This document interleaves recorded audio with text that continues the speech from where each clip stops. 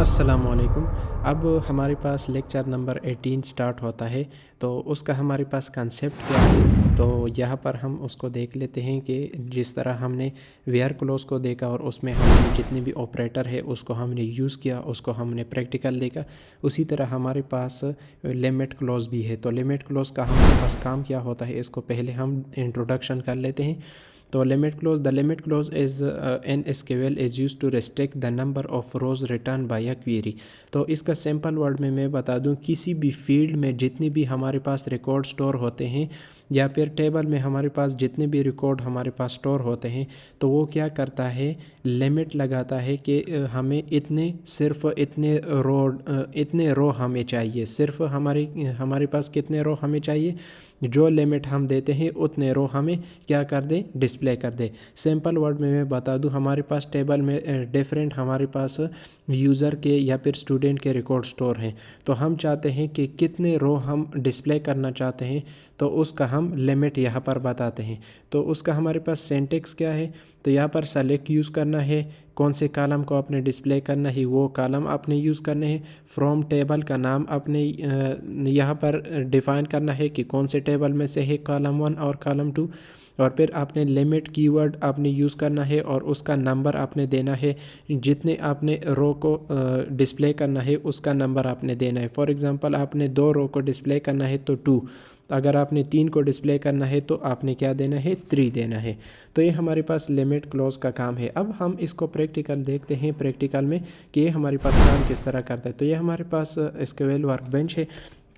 Firstly हम यहाँ पर क्या करेंगे कि फ़र्स्ट हम एक डेटाबेस क्रिएट करेंगे जो कि हमारे पास यहाँ पर एग्जिस्ट ना हो, यहाँ पर हमारे पास क्या हो, क्रिएट ना हो। तो इस तरह हम डेटाबेस को क्रिएट करेंगे। फॉर एग्ज़ाम्पल यहाँ पर हम बनाते हैं फॉर एग्ज़ाम्पल स्कूल के नाम से। तो मैं बना लेता हूँ यहाँ पर स्कूल के नाम से। तो यहाँ पर मैं बना लेता हूँ स्कूल के नाम से। तो स्कूल यहाँ पर हमारे पास कहीं पर एग्जिस्ट नहीं है, तो ये हमारे पास सक्सेसफुली क्रिएट हो जाएगा। तो इसको सेलेक्ट करके आपने यहाँ से रन करना है, तो सक्सेसफुली रन हो चुका है। अब इसको यूज़ में लाना है। डेटाबेस को जब आप क्रिएट करोगे तो उसको आप यूज़ में लाओगे, तब आप इसको क्या कर सकते हो, यूज़ कर सकते हो, इस्तेमाल कर सकते हो। और अभी आपने क्या करना है, यूज़ कीवर्ड और स्कूल की जो आपने डेटाबेस का नाम रखा है उसको आपने यहाँ पर डिफ़ाइन करना है। इसको सेलेक्ट करके रन करेंगे तो सक्सेसफुली रन हो चुका है। अब यहाँ पर एक टेबल को हम क्रिएट कर लेते हैं फॉर एग्ज़ाम्पल स्टूडेंट के नाम से। तो स्टूडेंट के नाम से यहाँ पर मैंने एक टेबल को इस तरह हम क्रिएट करेंगे और इसमें हमारे पास जो फील्ड हमारे पास होंगे, जो हमारे पास एट्रीब्यूट या फिर कॉलम कह सकते हैं वो हमारे पास होंगे, वो हमारे पास कुछ इस तरह होंगे। स्टूडेंट आईडी एंटर, और यहाँ पर हम ऑटो ये हमारे पास वेरिएबल होगा और ये हमारे पास डेटा टाइप होगा और ये हमारे पास क्या होगा, ये हमारे पास कंस्ट्रेंट है कि हम जो लगा रहे हैं। तो ये हमारे पास ऑटो इंक्रीमेंट, और फिर यहाँ पर अगर आपने ऑटो इंक्रीमेंट लगाया तो फिर आप की को ज़रूर यूज़ करोगे, जो कि हमने यहाँ पर प्राइमरी की को यूज़ किया है। नेक्स्ट हमारे पास क्या होगा, स्टूडेंट का नेम होगा, जो कि नेम हमारे पास कैरेक्टर में होता है। तो वेयर केयर, और इसकी जो रेंज है वो हम देते हैं फॉर एग्ज़ाम्पल 50 मैंने दे दी। अब लास्ट में यहाँ पर हम मार्क्स का फील्ड हम यहाँ पर क्रिएट करेंगे, जो कि हमारे पास आप लोगों को पता है कि इंटीजर में होता है। तो ये हमने क्रिएट किया। तो हमारे पास 3 फील्ड है, स्टूडेंट आईडी, स्टूडेंट नेम, और हमारे पास क्या है, मार्क्स है। तो इसको सेलेक्ट करके यहाँ से रन करो तो हमारे पास सक्सेसफुली रन हो चुका है। अब हमने क्या करना है, इस स्टूडेंट की टेबल में हमने रिकॉर्ड को स्टोर करना है। तो उसके लिए जब हम रिकॉर्ड को स्टोर करेंगे तो उसके लिए हमारे पास क्वेरी इस तरह है कि इंसर्ट इनटू आपने लगाना है, और जो आपके पास टेबल का नेम है वो आपने यहाँ पर यूज़ करना है, और उसमें हमारे पास जो फील्ड में आपने रिकॉर्ड को स्टोर करना है उसको आपने यहाँ पर डिफ़ाइन करना होगा।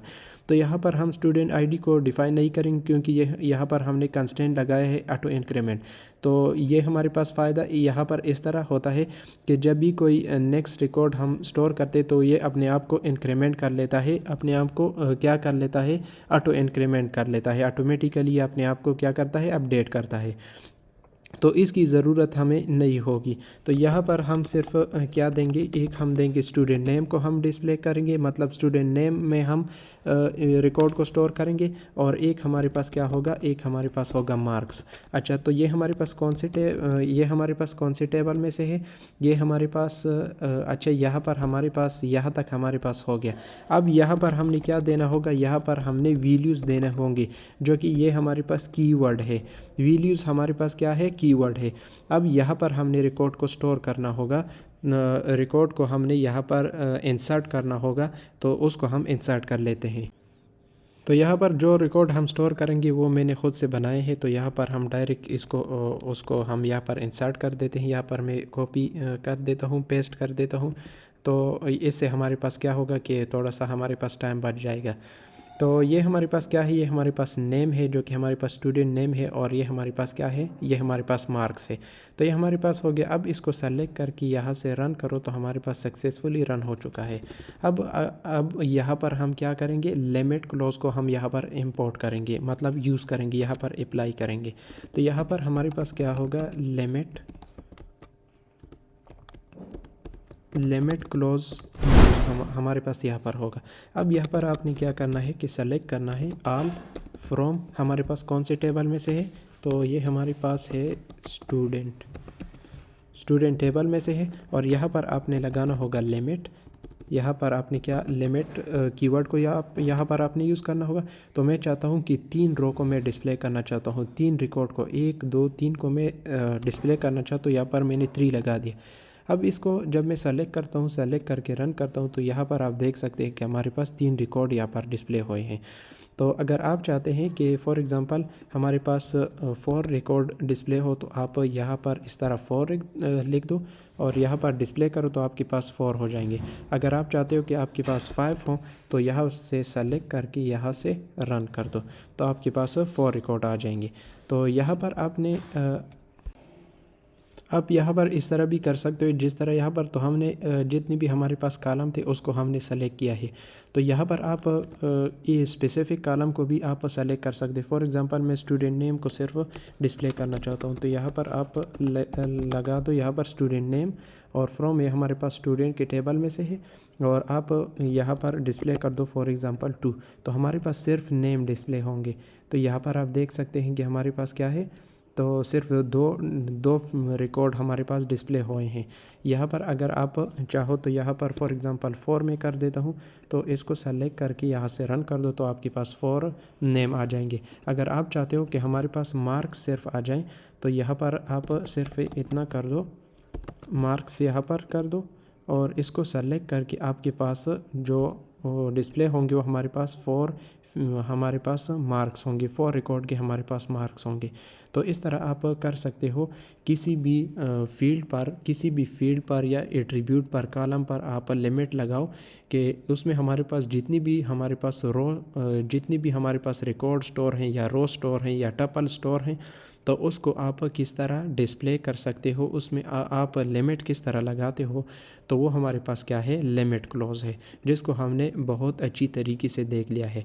अगर किसी को इसके हवाले से कोई भी कन्फ्यूजन हो, कोई भी इशू हो, तो आप कमेंट सेक्शन में कह सकते हैं, मैं उसका आंसर दे दूँगा। तो आज इतना ही, मिलते हैं नेक्स्ट लेक्चर में, लेक्चर नंबर 19 में। Thank you.